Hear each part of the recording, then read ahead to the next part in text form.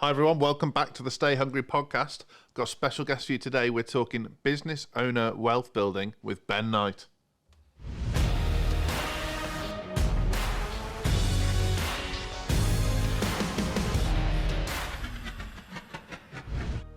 Ben, you refused to wear the headphones, so you didn't get to hear the awesome entrance music. How you doing?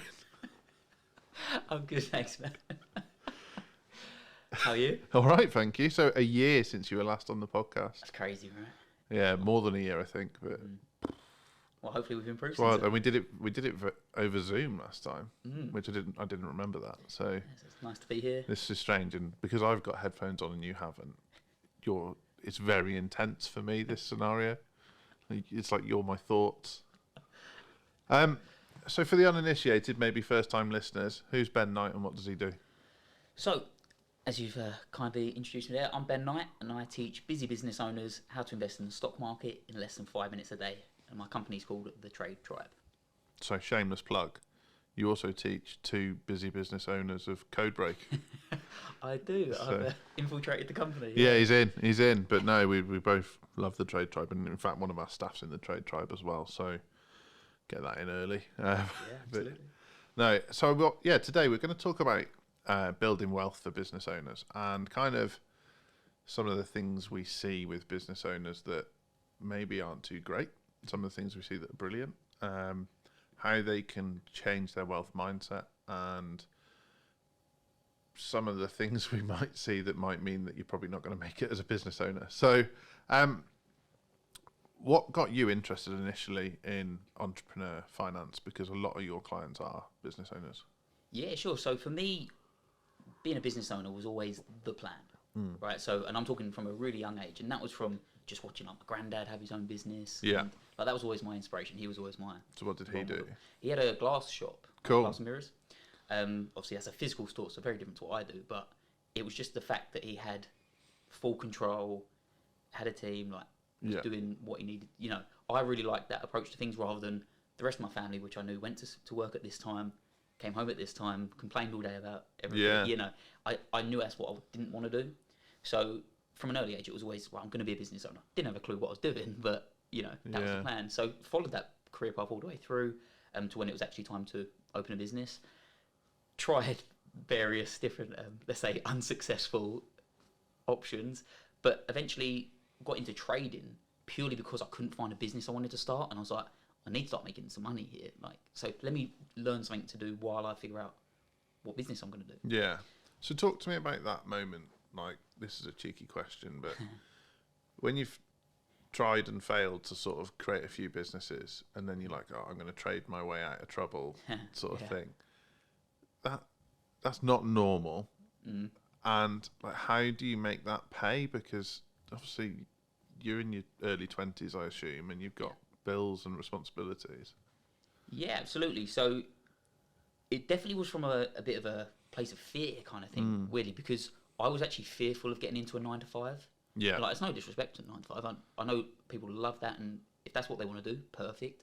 But I knew that it definitely wasn't what I wanted, and I thought, I'm getting quite dangerously close here to needing it, Yeah. which is what I didn't want to get caught up in. So I dived like headfirst into the trading thing, and I admit I did it probably the worst way possible in the start. You know, you're like, oh, I'm just going to watch everything online, read everything, just get into it. You can't do that because, like anything, there's a million things out there that who knows what to read. So lost money at the start, quite a bit. Then thought, right, I need to do this take this a bit more seriously. Used the money that I had got, and transparently, I was fortunate in that my parents were supportive of things I was going for and things like that. So very, very lucky in that side of things. Absolutely, that they would help me with that financially. But then, learnt it.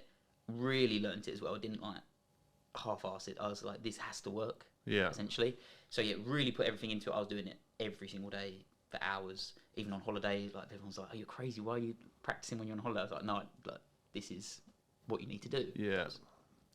So then, got it to a place where it was making an income and quite comfortable, actually, I'd say. What does that look like? It looks like, well, on the financial side of things, it was more than enough to cover all my outgoings. I could go out a lot, which might be for another conversation. But actually, it was kind of tied in because I was doing something that wasn't fulfilling Yeah. enough for me to get a buzz out of it, so to speak. I was doing it because I kind of needed it to work, and it's stressful. Like being a trader is not an easy task. So what it meant was when I did have free time, I abused that time by going out. Like I was drinking a lot, that kind of thing, just as a bit of an escape. And I'm sure people can relate to that kind of thing. So it was like a massive tension build up, and then you needed ways to release it all the time. Absolutely. If you're watching a screen all day, watching lines go up and down that determine how much money you're going to make or lose that day, it's a lot. I think a lot of business owners could relate to that. Yeah, I was actually going to segue into that in that if people think about months they have in business, like, oh, this was a good month, that was a bad month. Imagine that day to day, hour to hour, like, it's brutal. So, yeah, that's kind of how I navigated my way through that, to be honest. Drank my way through. Yeah. But I think, you know, anyone listening to this podcast, chances are they're a business owner or want to be. And like you say, a lot of business owners think in months. I think many think in weeks. I think the ones that are just starting out probably do think in days.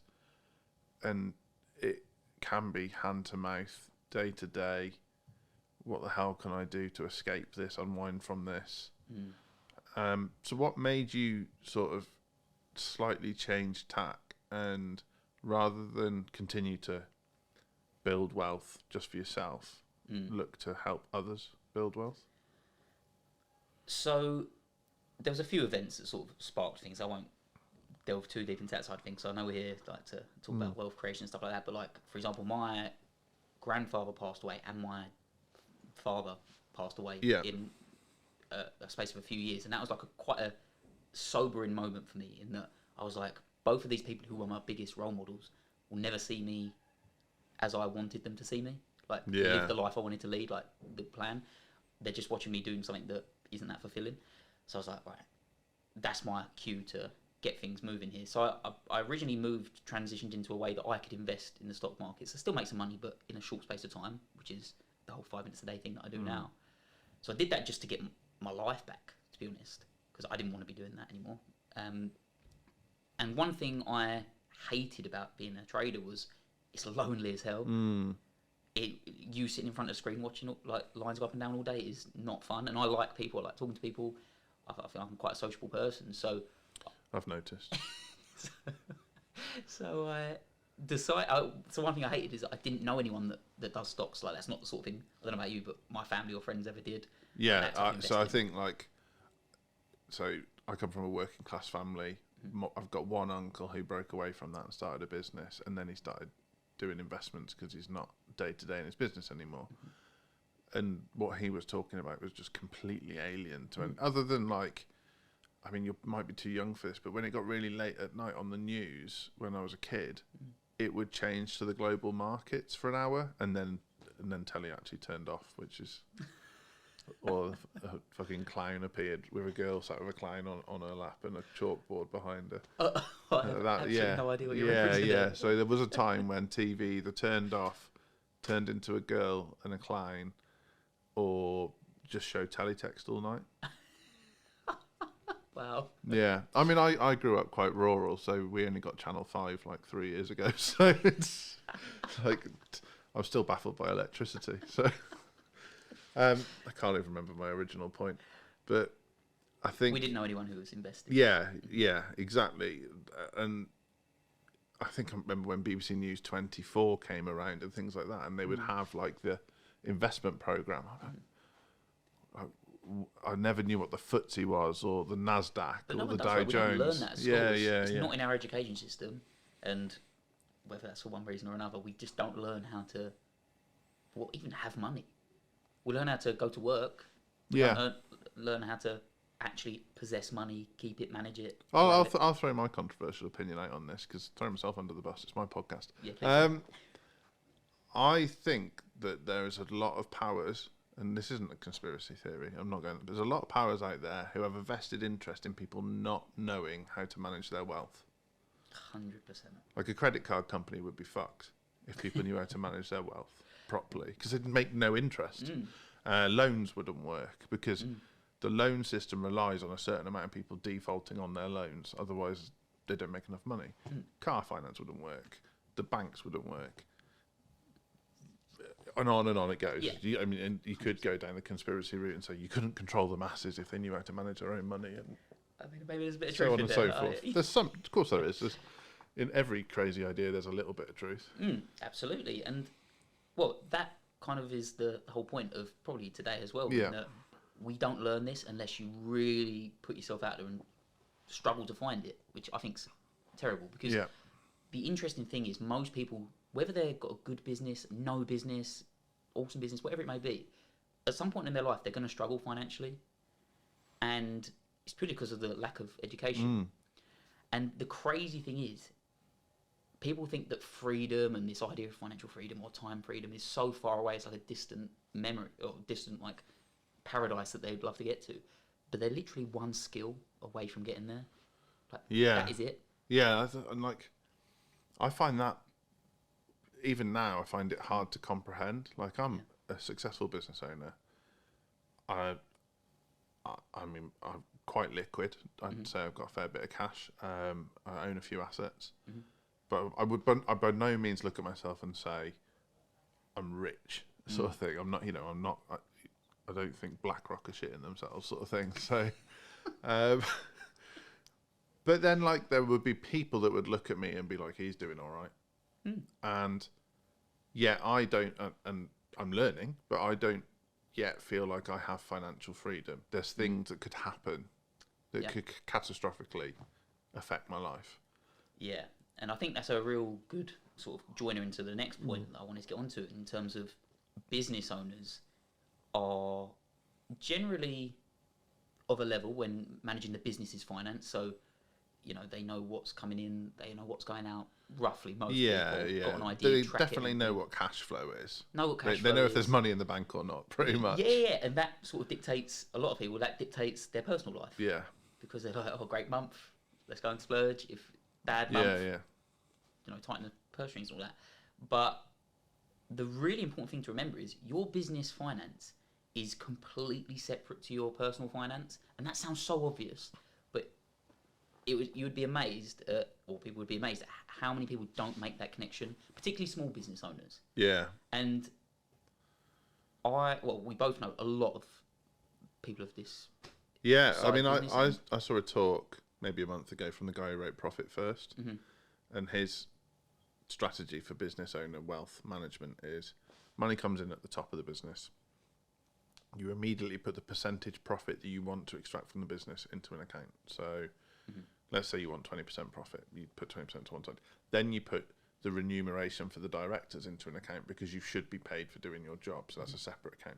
Then you put, I can't remember fully, but then you put overheads of the business in another account, tax in another account, maybe VAT in another account, and then emergency fund, let's say. It's like, if you can't take profit and a salary out of your business using that method, then your business isn't viable. But most people do it the other way around. So they go, money comes in, pay the overheads, maybe pay the tax, extract some money for whatever I feel like doing now that cash has come in. Oh shit, I've still got VAT to pay, and we haven't got any money for marketing next month. And it's that whole like, you cannot be reactive with the finances as a business owner. You have to be proactive, but most people are reactive. Yeah, and I think it's kind of fed with the fallacy of, you need to be hitting 10k months, 20k months, 50k months, 100k months. Like, these are just random numbers that people assign to, and they're like, once I hit, and we're just going to refer to small businesses because it's easier for everyone to relate to, because everyone was there at some point. Yeah. 10k month is like I don't know what you'd. Yeah, it's the label that everybody. It's a big label for people when they're first starting out. Yeah. And then I think a lot of the businesses that I bump into is about becoming a 7-figure business. Yeah, that's exactly. a big one. What's no point being a 7-figure business if there's no profit left? No, absolutely. Well done. All you've done is generate and get rid of a load of money. I think we could all sell probably like a £1 product that took £1 to buy, and the cost of £1 and just break even the whole time. Probably everyone could sell 1 million of those, but that's not a useful business. But the point being, everyone wants 10k or 50k or whatever it is, but that's not 10k in your pocket. No. And as a small business owner, when it is just you as a sole director, for example, it can be hard to make that distinction because you're like, yes, I've got 10k coming in this month. So in your mind, you start pretty much spending 10k or imagining a 10k life, which, if you think about it, 20% of Or at least that, half of that's going to be tax. at least, yeah, exactly. Then you've got to pay out everything else. So maybe your 10k month should be 2k in your pocket. If you don't have a lot, that'd be pretty yeah, decent. yeah. If you take quite a high percentage profit, which, well, 2k profit is a 24k salary, right? Yeah. Which you would consider not that much in Yeah. the overall scheme of things. So you're like, hang on a minute, this 10k thing I'm trying to get to is Nonsense. just to match what I would be doing with and, that business. and I think like it's been massively skewed by the rise of online coaches, ironically. So Yeah. that's the opposite one. But a 10k month to an online coach could mean $9,000 of profit. Mm-hmm. A 10k month to a marketing agency owner with employees Is and, a and an disaster. office. Yeah, I mean, we're not even getting past payroll. Yeah, It's exactly. like- It wouldn't be. I think that's why the whole 6-figure, 7-figure labels are a bit pointless. Yeah, I mean, my ego, I'd say, likes the idea that we're a 7-figure business. Yeah. Um, Of course, you'd be gutted if you didn't make it. but I think I'd hate it if I was a 7-figure business with nothing to show for it. Yeah, and there's plenty of people out there in that scenario, but more so with like the 6-figure label, because again, Yeah. that doesn't really mean much at the end of the day. Well, we've seen a few people recently saying that they're an 8-figure business, and I'm like, no, you're not. You've made 8 figures in the last 15 years. You're not an 8-figure business. That's not the same. Yeah, but again, it's all just labels and stuff, right? It's marketing. Yeah, it's that's true. So on this point of like business owners that see the director's loan account on their business as their own current account, what are the risks? Well, obvious one is if you have a bad month, right? Because if the business doesn't go well for 1 month and you're like, oh, I've got low income, you have nothing to fall back on because you haven't done anything with your personal side of things, right? So there's zero security. Now, if it's someone who's, let's say, young, doesn't have a family yet, doesn't have any responsibilities or few responsibilities, less of an issue. If you have a family, you have a partner, you have a house, you have all these responsibilities you need to pay for and rely on you. Well, It blows my fucking mind. So, like, full disclosure, my business partner Andy got 2 kids, a wife. I just have a wife and a dog. Let's get the dog in. But Andy's got 2 dogs and 2 cats, so he beats me there too. When COVID happened, when things were really tight, I was finding it hard. I was like, shit, how are people who've got like children to think about getting through this? Absolutely. There's a lot that people only notice when things go wrong. Yeah. It's very easy to turn a blind eye to your weak spots in anything in life, Yeah. but particularly finances. VAT gets businesses all the time. Yeah, I mean, Every business owner dreads VAT because the better you do, the more VAT you're going to have to pay. And it just feels, it's like punishment for success. it does, and you also don't actually know what it's going to be. I paid ours today Yeah, and I winced. I really. was just like, I really don't want to press this button. But again, that's a business finance thing, right? And you're prepared for that. You know payroll. You know. Yeah, we have pots. We use a pot pot- system. It's a good it's a good system. But even things like business owners, they might, if I'm talking about investing, a lot of business owners are like, oh, I don't know how to invest. I don't do an investing. But you do. You invest in your marketing. You invest in your team, training. You do probably your office, that kind of and you thing. expect a return. And you expect a return. But you've made that decision based on like Your own knowledge. Your knowledge, exactly what you know works. Apply it to your personal life. There's not many business owners as a percentage that are actually No, treating it the same. I met someone the other day, and full disclosure, she was an accountant, but she had a personal expenses spreadsheet, and she did it, and the gauge on return was how much fun and relaxation the family had had each month. Okay. So if they'd had a month of high spend, it should coincide with they've had a lot of fun and a lot of relaxation time. And if they had a month of low spend, it should coincide with potentially being maybe a bit more stressful because they haven't done anything nice. But if they'd had a month of high spend but got nothing to show for it, that was a problem.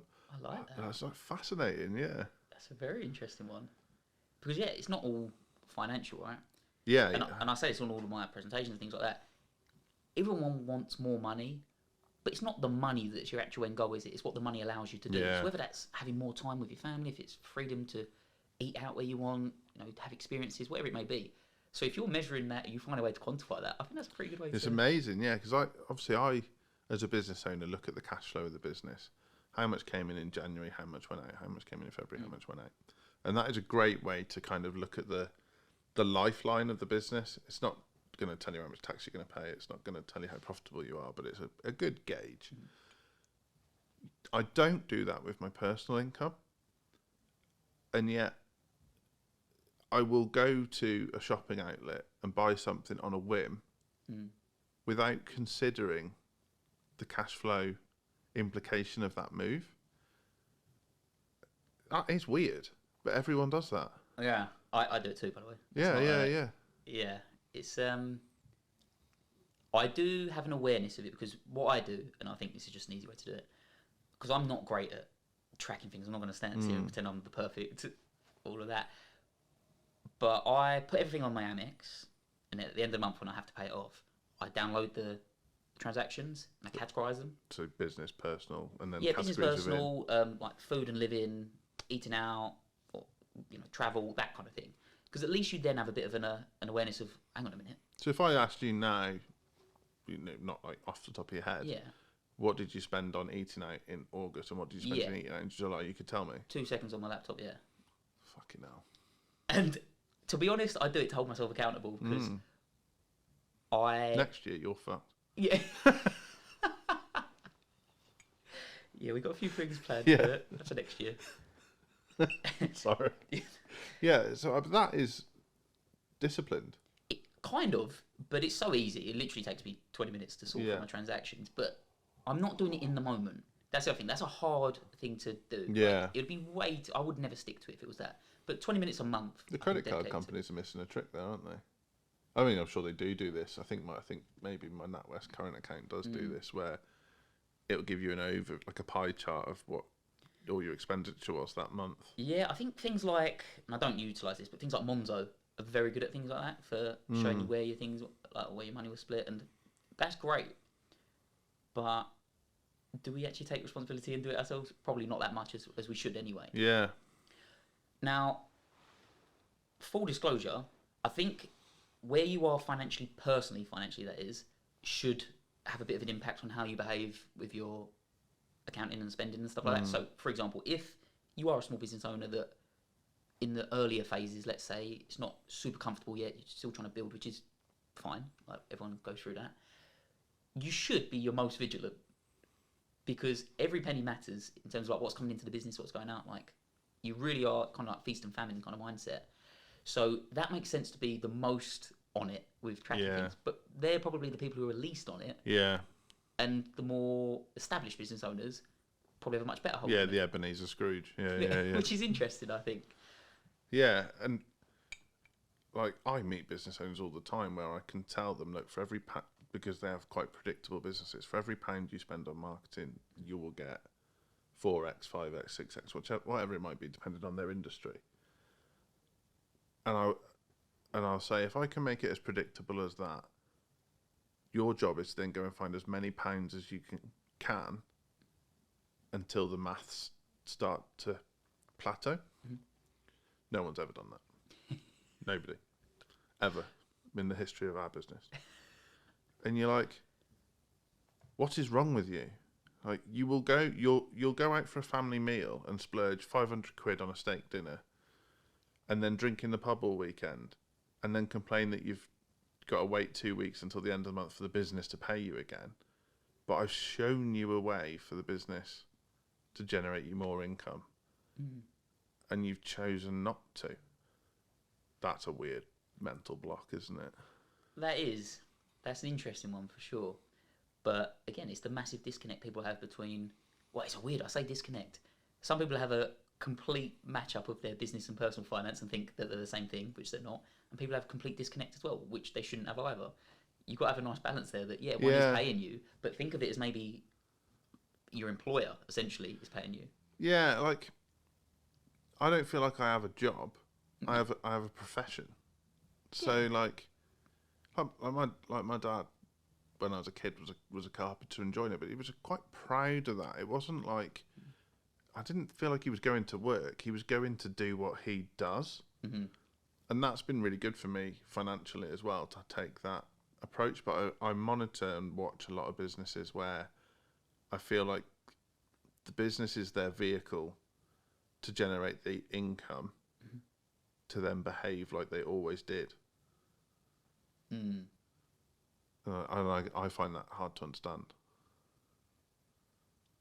Yeah, I can so see that, and I think it kind of, in my mind, sort of the problem people have is they actually don't know how to define different things as well.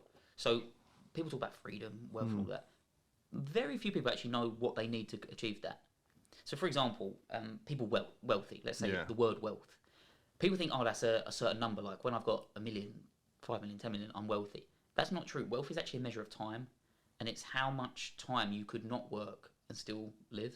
Is that the real definition of wealth? It's a definition of wealth. Okay. Whether it's in the dictionary like that, maybe it's a nice definition of wealth. Yeah. It's the only one that matters, right? No, it's your podcast. Yeah. Like. But for example, I would say rich is a measure of wealth. Is it a measure of monetary value? You could say X amount of money, I am rich. I would say rich is always definitely money. Money, yeah. Wealth is more subjective. Yeah, it can be for sure. But if you measure it you view it as a measure of time, it makes a lot more sense. Because if you're thinking, oh, I've got 1 million in the bank, but I spend 1 million every 3 months. I know that's an extreme example, but you're not very wealthy because that's gone in 3 months. If something happens to your business, if you get ill or whatever it happens, which anything can happen, as we know in the current world, then you're broke in 3 months. So you're not very wealthy. So when people talk about assets and things like that, cash flow and assets, that's how you build wealth because it adds more time on for you that you don't need to work. Yeah. That's really the key there. And I think, you're basically talking about compounding assets.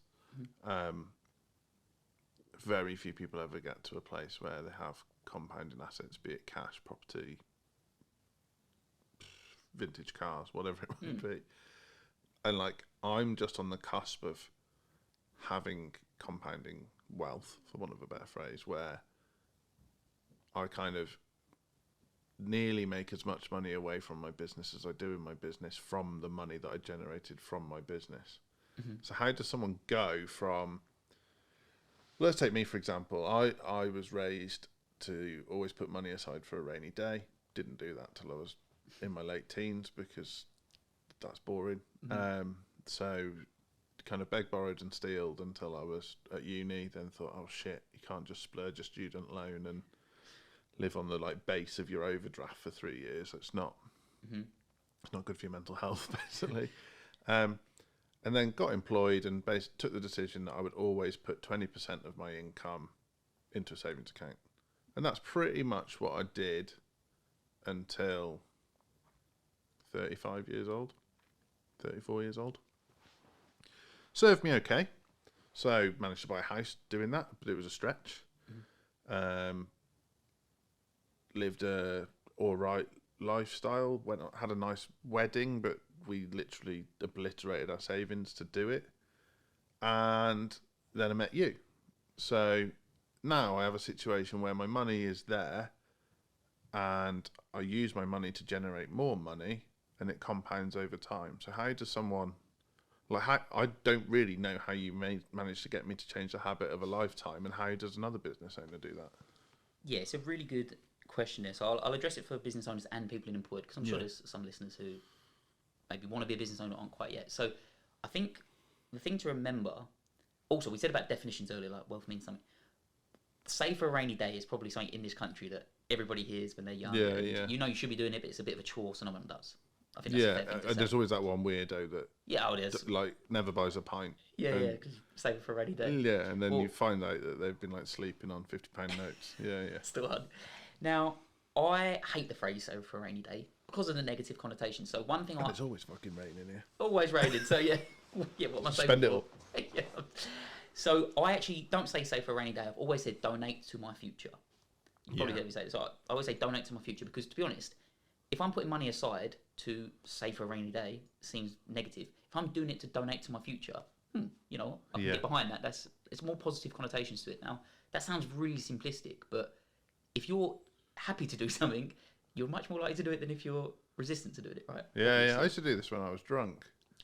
So I used to always have a glass of water at the end of the night and then say to my future job, well, thank you for this. Yeah. It's very responsible. Yeah. Well done. So it's basically that, but finance. Right?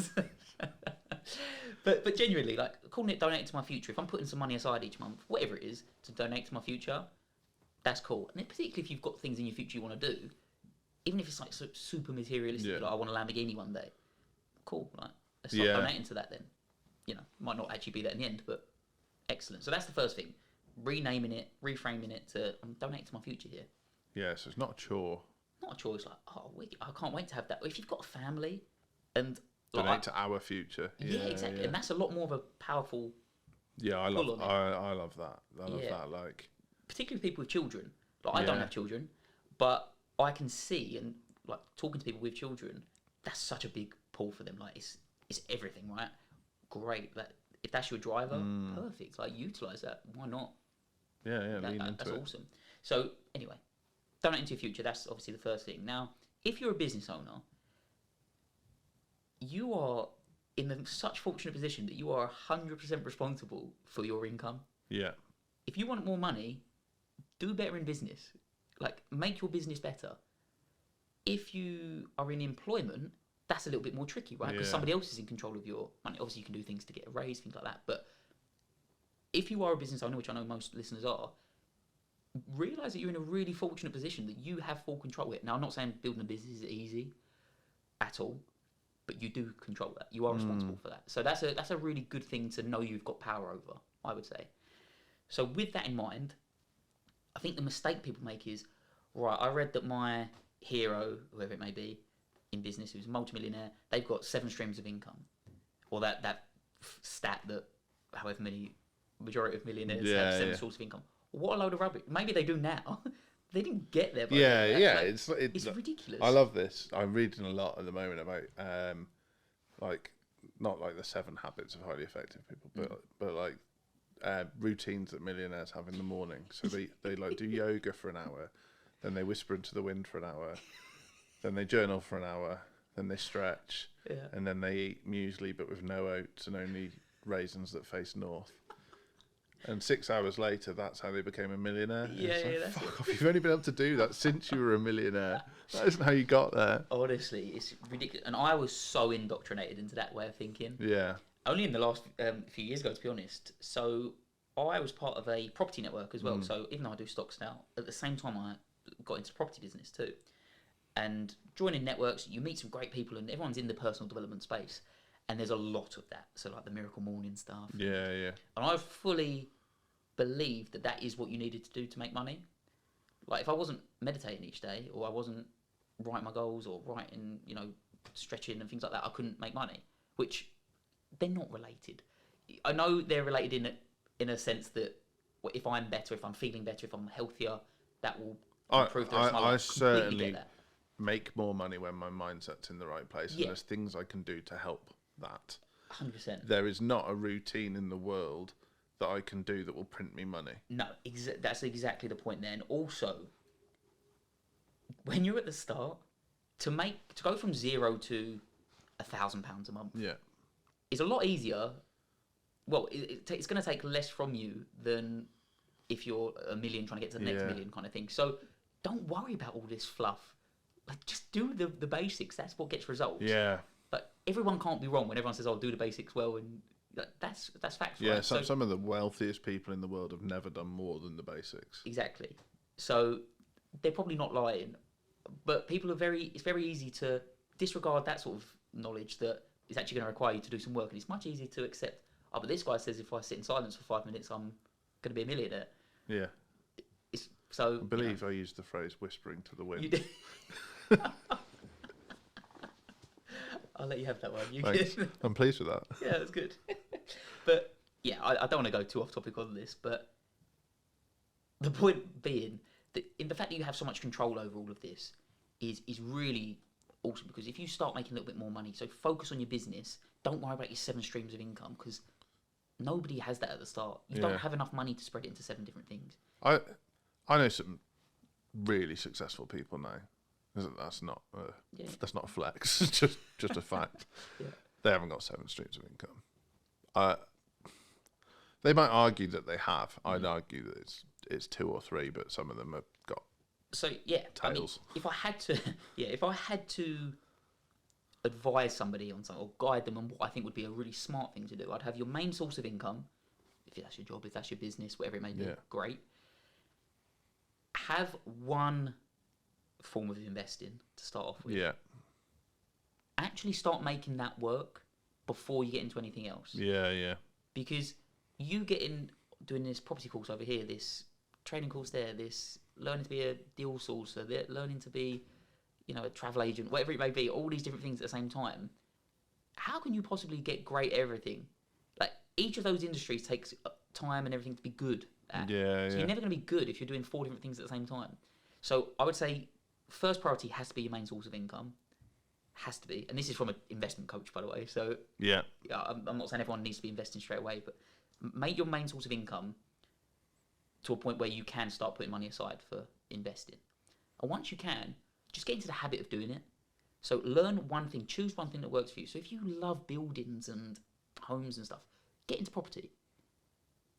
If you like the idea of maybe, I've learned being in property, I'm not a huge fan of it. There's a lot of problems that go on, a lot of people involved, So if you want a bit of an easier life, do something that doesn't require people. So obviously I focus on stocks.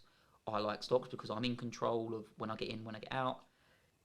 There's a lot less people involved. There's no bad tenants, that kind of thing. But whatever suits you, do that thing. Get good at it. Learn a way that's simple and get good at it.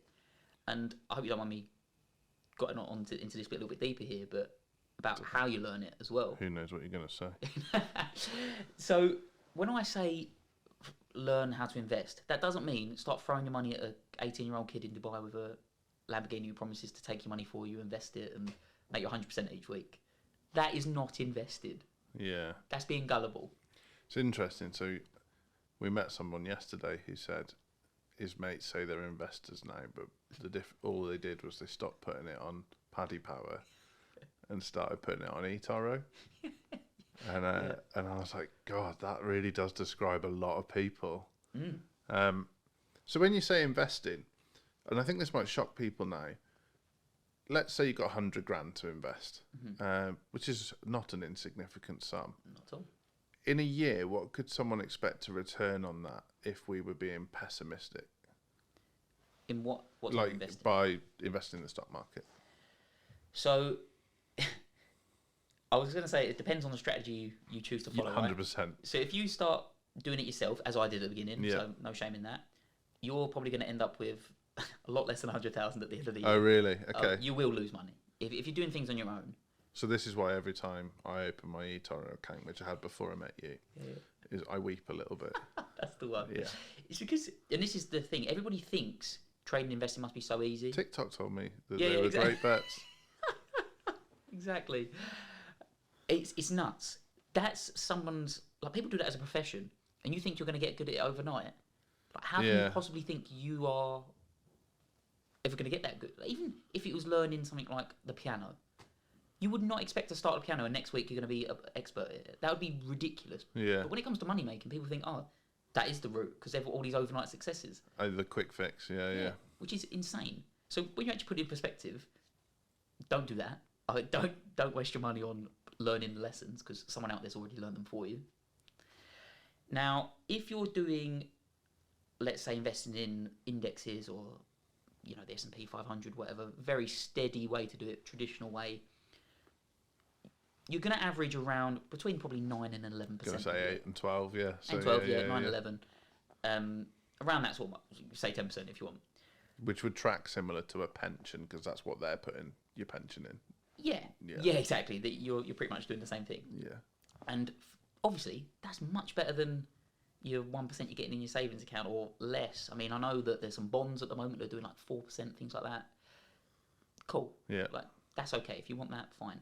Do bear in mind that inflation is, if it's around 10%, You're making a loss. You've got to outperform. So I'll just explain. Obviously, you're probably better placed to explain that than I am. But if you got 100 grand and you make 6% interest in a year because you've put it in a no access bond, yeah, but inflation is 7%, you've made a 1% loss on your income in the year. Yes, this is something that's quite hard for people to visualise because it doesn't look like it on paper. So the number's gone up. Yeah, exactly. Your 100,000 has gone up to 106,000 if you make 6%. But the bad news is the world costs even more than that. The world costs more, exactly. Your money's not changed, that's true, but you can do less with it. Yeah. So that's the difference. And like that should be really apparent to people listening to this, because in the last 2 years we've seen major inflation, even though perhaps what's being reported doesn't reflect the level of inflation we've seen. But you could buy a block of butter for £1 2 years ago, and it'd be £3 now. Yeah.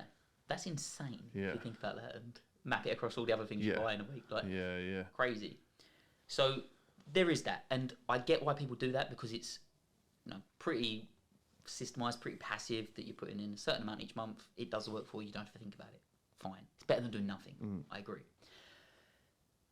Then you've got the what I would call very out there, crazy, extremely risky methods, which unfortunately a lot of people turn their eye to because it's a quick. Well, the massive obvious one through COVID was crypto.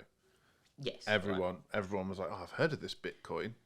And my mate down the pub told me this is going to be. Yeah, and 9 out of 10 people who've heard of Bitcoin, ask them what it is, and they won't be able to tell you. No, exactly. Like, ask them what the blockchain is. Ask them how do you mint a Bitcoin. They wouldn't be able to tell you. No, but that doesn't matter because it's going to make them rich overnight. Yeah.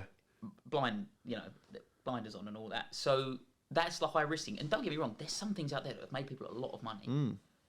But the amount of people that haven't and have actually unfortunately lost a lot is way more.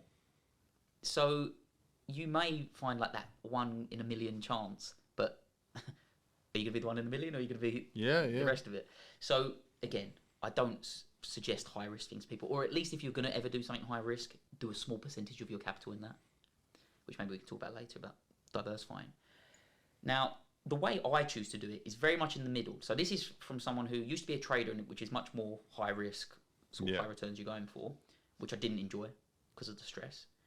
But also, I'm not somebody who likes to park your money away for 10 years and only get 5% on it.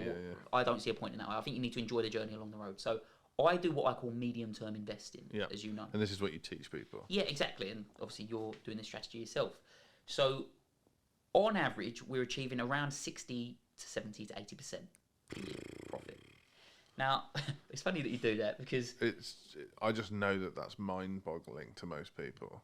Well, it's funny you mentioned it. I said this on a site recently, that some people I say that to, and they have that reaction. They're like, "Oh, amazing! Like, it's much better than my 4% I'm making and whatever." Other people I say it to, they're like, "Oh, is that it?" But I thought I could make, double my money every 2 weeks on this other platform over here. It's bizarre, isn't it? So the first time, if you could do that, everyone would be doing it. So it's bollocks. But the first time you said to me, on average, my clients make 70% year on year. My initial reaction was bollocks. That's because you're somebody who has a wise head on your shoulders. Let's say, I think that's fair to say. I think you've seen other things. I would say I look at things through a slightly pessimistic lens. Yeah, like too good to be true. Yeah, is the thing that comes up absolutely. And it also meant that a lot of the things that I taught myself for 30 years weren't true. So like, the bank gives me this interest rate because that's just below inflation and that's fair. And then it suddenly dawned on me, well, if someone as stupid as me can make 70% a year on my shares, how much money are they making on my money? I was about to say, it sounds a lot because of our reference point, which is these crazy low interest rates. But the bank is making way more than 60, 70, 80% on your money. Like, as soon as you put it into your bank account, it's gone, right? They're investing it elsewhere. Yeah. They're making many, many multiples on your money in that time. Now, you're actually 60% of that. Sorry, 60% is a fraction of that. But that is accessible to people. Yeah. And it actually doesn't take, as you know, you've learned the strategy, it doesn't actually take much knowledge, doesn't take any experience. No, You just need I'd to know say what to I'd do. say if you're bright enough to run a business, Yeah. or work in a job where you'd have enough money to do some this would be a breeze. It's Oh, I mean, the actual knowledge you need to be good, which is all you need to be, is small. It's lower than people Yeah. imagine. To be great, to be a professional trader, you have to have years of experience. All that. But I'm guessing most people on here are not looking to become full-time traders. yeah. No, Yeah. I think I've got like a little checklist of 6 things, Mhm. and I check the fundamentals on my investment, and then I'll be like, right, has it risen and fallen enough? Check. Is the most recent high where it needs to be? Check. And like once I've checked a few other bits and bobs off, I'm away at the races. And I'll be honest, like I've seen people in the program who don't follow it, and then I'm like, but you've only got like 3 or 4 things to check, and then a couple of your own personal things to tick off to make sure. Like for example, if you're already in a plumbing company, you might not want to be in another plumbing company, or like you might fundamentally disagree with going into a military company. Yeah. So it baffles me. I'm like, so I've put X amount in, and I'm literally now at 67%. So I'm like your perfect case study, and I was like, I can't really believe it. Like I've literally 35 years of telling myself that this kind of thing's not possible. And probably circles back to our very first point of this, that we're not meant to know that it's this simple. Because Yeah. if everybody was making that much money on their money, do you know where it wouldn't be? It wouldn't be sitting in the bank, in savings accounts. So the banks wouldn't have money to invest. Yeah. So, it does come full circle, right? But as I said, some people hear, let's say 60%, let's go lower end, and be like, why would I bother with that? I know that this kid over here is making millions a week doing Forex on his phone, or Yeah. copying this guy's trading. Buying this monkey bot. pictures. Yeah. Or this robot can trade for me. It's not going to work long term. Like I don't know how many people you follow, or how many successful people, but I can't remember any of them saying they do copy trading that has No. led to them building real wealth. You're like, there's definitely some successful people that do midterm investing.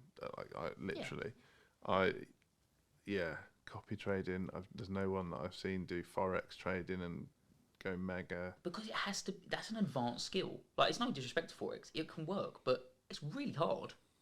So most people never get to that level, which is why most people lose money, because they're just not willing. And fine, just don't try something that difficult. And it's the amount of application. Yeah. There are a lot of intelligent people out there. There'll be plenty of intelligent listeners listening to this. There's very few people that have got the ability to have 10 hours a day of full bore application. Exactly. Which is, what day trading takes, or if you're trying to track crypto, that's what it takes. Yeah, absolutely. So it doesn't suit people, but that's the dream they get sold. That's the way to do it. So the fact I focus my thing on 5 minutes a day, as I said before, it's just because I wanted to get my time back originally. Yeah. So it was out of necessity. So I knew that it worked then, because I was like, oh, this changed my life to get it to 5 minutes a day. So How quickly did you realise it was working? I would say from the moment I decided I should make something that quick, 4 or 5 months it probably took me to get to a point where I was comfortable that I could stop doing what I didn't like. Does that make sense? Yeah, that's scary. It felt like a long time at the time. Did it? Because if you were trying to escape something, Time goes slower when you're younger, though. probably does. Because 4 to 5 months is a flash in the pan. It's nothing. In the overall scheme of things, absolutely. To then realise I'm never going to have to work a day in my life. Well, yeah. I mean, Yeah, but it wasn't my. You got to remember, that wasn't my priority at the time to not work anymore. It was just to not do this thing. yeah. But I couldn't just cut it off completely. So anyone who's had a job before, because it was my job essentially, Yeah. right? Anyone who's tried to leave a job to start a business will know that's a big leap to Yeah. make, and you feel like you probably need a bit of a safety net there. Yeah. So my safety net was I had to know that there was still going to be some income from this. That's nice. I just had a breakdown. It was way better. That's the other Just option, fucked it yeah. off. Press the nuclear button. So yeah, Midlife crisis at 23. I'm going to start a business. Let's go. Yeah, well, each to their own and all that. Throw your way. Yeah.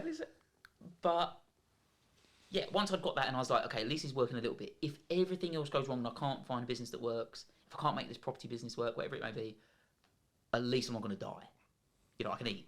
That's kind of We'll have that. So what's the option? What's the two choices? Well, if it doesn't work, at least I won't die. I mean, basic needs and all that. Although it's interesting because obviously everyone in business has had like twitchy bum moments where you're like, shit, this is getting rough. Mm. And when it comes down to it, sometimes you do sit there and you go, well, at least I won't die. You have to have that reference point to use. So, well, it could be worse, could be dead. Yeah. Like, it's so bad. Like, yeah. Well, I said the other day, like 3 times a week on average, the average entrepreneur thinks about doing a menial job 3 times a week. Is that right? So I think it was actually thinks about shelf stacking 3 times a week, but I've been a shelf stacker and it's not as easy as you think. So fuck off. but yeah, like every business owner knows what this feels like. Knows what it feels like to make loads of money in the business and then not feel like you have any personally, or make loads of money in the business, not feel like you have any time freedom, or the ability to take your family on holiday, or the ability to take the time on holiday to enjoy time with your kids. Yeah. So I guess that probably segues back into how we got here in the steps to take, right? So you put your money to donate to your future. You learn one type of investing first. Yeah. And to be fair, you might start something and be like, I hate this. This is not for me. So what you're saying is you should learn the VAC strategy first. Well, I would... That's the name of Ben Knight's strategy. Just... I would... Okay, I would recommend that. That's a good place to start. Let's get the plug in. No, but to be fair, I also created it with the sense that most people don't know how to do this. Yeah. So that was a big... So I always talk about simple, no fluff. That was on purpose because...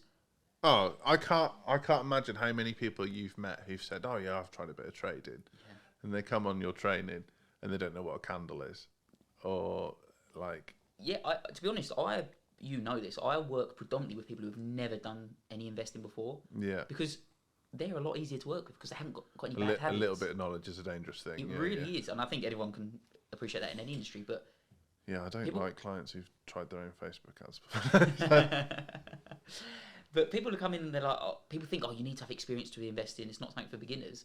It absolutely can be, but you've got to start with a beginner strategy. Yeah. Or at least a simple strategy that you can follow, which is what I wanted. That's the only thing I wanted. I didn't want more stress or complexity in my life. Like, who wants that? Yeah. And you don't want to be responsible for other people's stress and complexity. Oh, God. Yeah, I don't want to be teaching someone something difficult. Why are you using that word? It's made it... Yeah. Difficulty. Yeah. Yeah, exactly. You don't want to be like, here's 3,000 companies you could possibly invest in, fill your boots. Good luck. Yeah. Spend 8 hours a day. Look out for them red candles. No, they're exactly. bastards. Yeah. No, exactly. So whether you choose stocks as an option or if you do something else, just stick with the basics. Do something simple first because you'll be amazed at what results you can get. Yeah. The results you can get from 0 to being good are a decent amount, and the extra results you'll get from being advanced is a much smaller gap. Yeah, and the only reason that matters for a city trader, let's say, is because they're playing with £1 billion, and you're playing with £100, and it's like very different game. So a 0.0005% gain for them is still 500 grand. Let's say, exactly. Where like for you, a 0.0005% swing is not going to notice, right? So let's say somebody starts with like £5,000. If they're making, I don't know, if they made 5% on that in their bank, you're not going to notice that difference. Yeah. Like, what is the point there? It really isn't going to change your life at all. And how committed are you going to be to keep pushing money into that because you're not seeing any results? So that's what I don't like about the saving side of things, or at least putting things into safe things, because you're not going to be committed to it, and it's not actually got the result you want. Yeah. You're just doing it because you think that that's the right thing to do. So that's why I do like the slightly what I call medium risk, medium term investing, because at least you're seeing results. It's exciting. I mean, you'll attest to this. I know it takes 5 minutes a day, but people are always quickly checking in on it. Well, we actually started recording this podcast. Yeah. During the period where the market opens, and I actually don't like that because I quite like the half 2 check on the markets.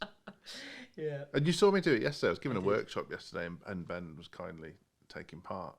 And at 2:30, I check the markets midway through the workshop. It's just like, it's my habit now. It's exciting, right? Yeah, and it's not even 5 minutes a day. No, I know it's It is if you've got something you need to change. yeah, but most days because it is medium term, it doesn't require you to do much. But just having that, and even it being a little bit exciting to you, you're gonna do that for the next few years. Yeah. Well, hopefully, I want everyone to do it for the rest of their lives. But because there is something there that just keeps you the And fire going. I think it's an important thing for the listeners to think about, that if you've got a reasonable investment pot, so enough money in there that it's the money that otherwise would have been in your savings, let's say, that's my situation, and you're making even as low as 50% a year, I know that if everything went tits up, I'll be all right.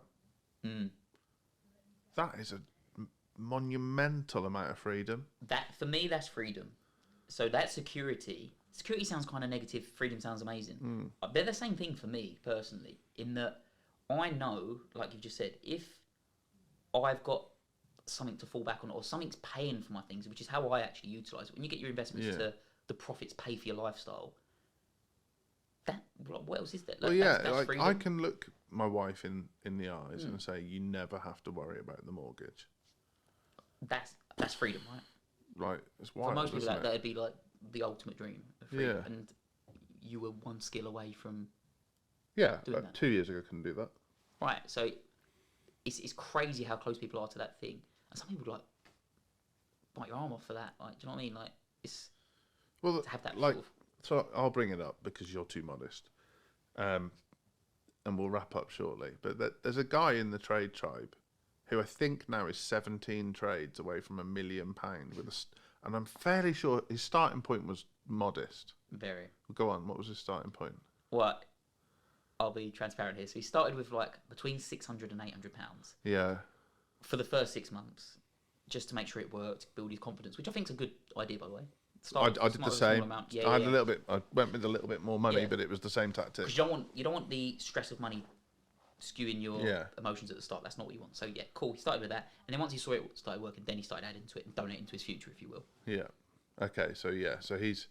I'm sure he's mentioned, and we won't say his name, that his actual investment in isn't that. It's less than 10 grand, I think. Yeah. And now he's 17 trades away from £1 million. Like, that is a life-changing situation. Yeah, and that's not overnight. Like, transparently, he's 3 years into it. Yeah, exactly. 3 years into it, but just keep doing it.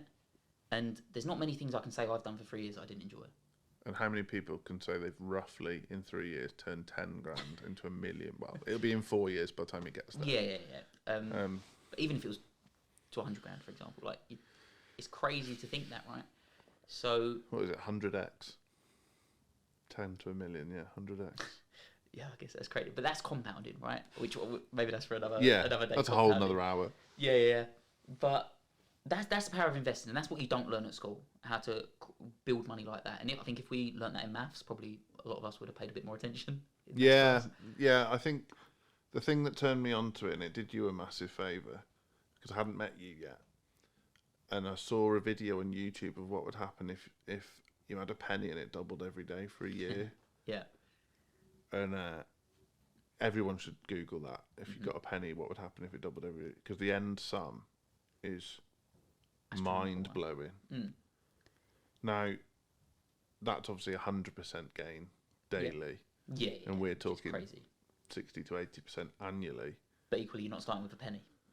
No. Hopefully. 100%. You're not starting with a penny. And you think like most of us have been taught that we should put X amount into our pension every month, strictly. Well, what would happen if you just took half of that and donated it to your future? It's wild. And the thing I really like, or the thing I like to think about when I'm investing, is that if you said to someone, if you do all this extra work this year, I'm going to give you a 50% pay rise. 50%. Like, I don't know what job would ever give you a 50% pay rise, but if you do that, people would like go nuts. Yeah, absolutely. I'll do whatever it takes. 50% pay rise. That's amazing. I'm getting maybe like 10% if I'm good in a year, hit my targets. So 50% pay rise. They'd do anything. But if you say to someone you can make an extra 50% like for investing, that's a lot less attractive. Which is quite a weird thing, I think. Yeah. Like, people work their arse off to get a 20% pay rise or 10% pay rise, but if you think about how you can actually give yourself a pay rise, which is what I consider investing, it's so much easier. Yeah, I've never framed it like that. That's really interesting. That is, let's say I save half of my income. I don't. No, nobody does. It's fine. But then if it was a 50% pay rise on half of my income, so it's a 25% pay rise Yeah. for 5 minutes a day. Yeah, you could probably stomach that, right? I'd think about it. Yeah, yeah. So, last two questions, and I Yes. ask everyone on this. You'll have been asked this before. What's your favourite film and why? Hangover. That's one question. Sorry. Hangover. So, what's the why? The why is I'm not a huge Film buff. film buff, TV buff, which you might tell from that answer. However, if I'm gonna watch something like that, I need to be like, it needs to make my life better, like entertain me, and I love laughing. I love the comedies. So for me, I can't watch that film without feeling 10 times better. We watched it, ironically, just before I went to Vegas, and I forgot quite how like shocking it is in parts. I was actually a bit afraid of myself Was in it the Vegas. first one you went? Yeah. And I was like, oh no, this is not a good idea. I should not be going to Vegas on my own. Going to end up married to a prostitute, sunburnt, no teeth. And only half of those things happen. Yeah. I'm not telling you which ones. And finally, what's the best mistake you've ever made? Oh, that's a tough one. Best mistake I ever made.